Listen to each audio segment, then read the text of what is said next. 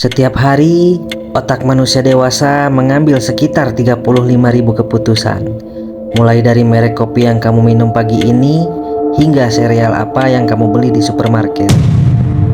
Kamu mungkin merasa memegang kendali penuh atas hidup kamu sendiri. Namun, sains membuktikan hal yang sebaliknya.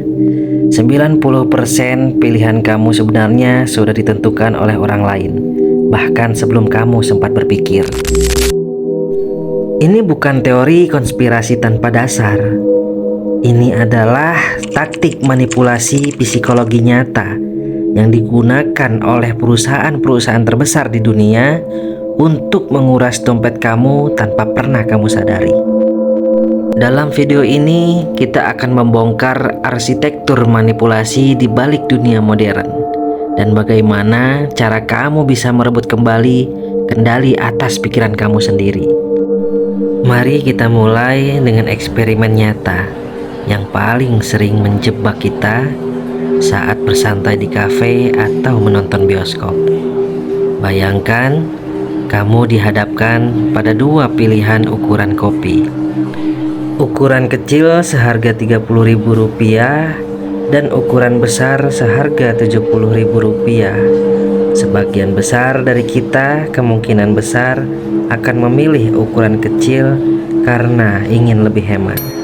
Namun, skenario berubah total ketika pemilik kafe memasukkan pilihan ketiga sebagai umpan, yaitu ukuran sedang seharga Rp65.000.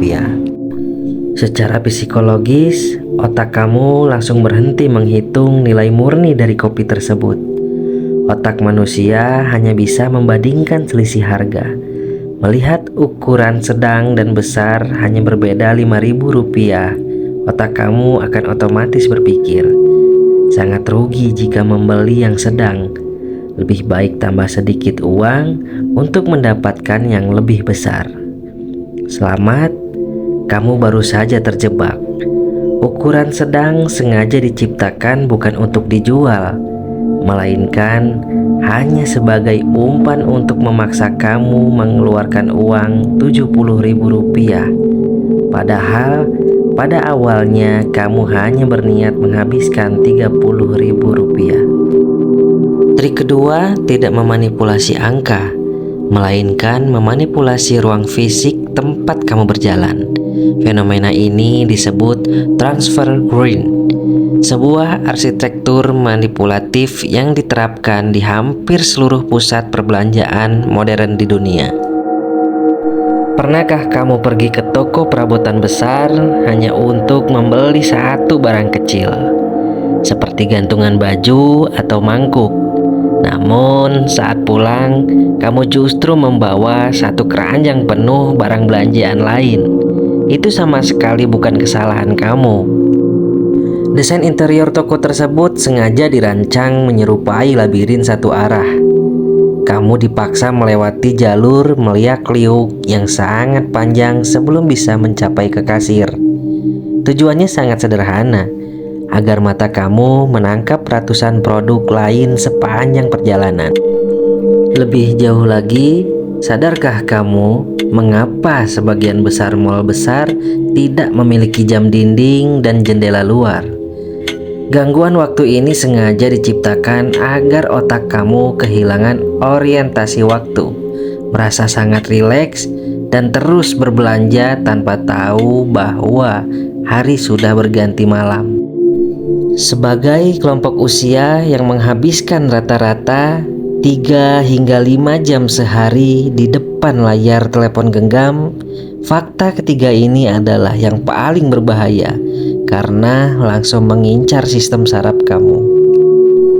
Teknologi di genggaman kamu tidak dirancang untuk mempermudah hidup, melainkan untuk membuat kamu kecanduan.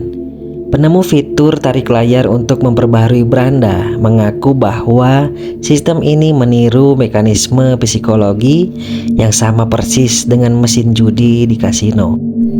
Dalam dunia sains, ini disebut jadwal imbalan variabel. Saat kamu menarik beranda ke bawah, ada jeda selama 1 detik. Di detik itulah otak kamu melepaskan hormon kepuasan atau dopamin. Karena rasa penasaran yang tinggi, apakah ada notifikasi baru atau apakah ada video viral baru. Karena hasilnya tidak pasti, kadang ada yang menarik dan kadang tidak ada.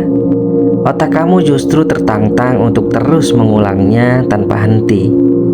Kamu tidak sedang mengontrol teknologi tersebut, melainkan teknologi itulah yang sedang memanen waktu kamu untuk dijual kepada pengiklan.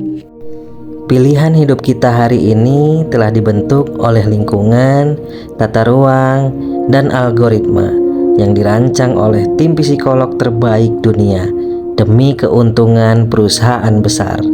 Namun, menyadari keberadaan trik ini adalah langkah pertama yang paling penting untuk merebut kembali kendali atas pikiran dan dompet kamu sendiri. Dari ketiga trik psikologi tadi, mana yang paling sering menjebak kamu tanpa sadar? Tulis analisis kamu di kolom komentar. Jangan lupa subscribe biar nggak ketinggalan update terbaru lainnya. Terima kasih telah menonton dan sampai jumpa di pembahasan berikutnya.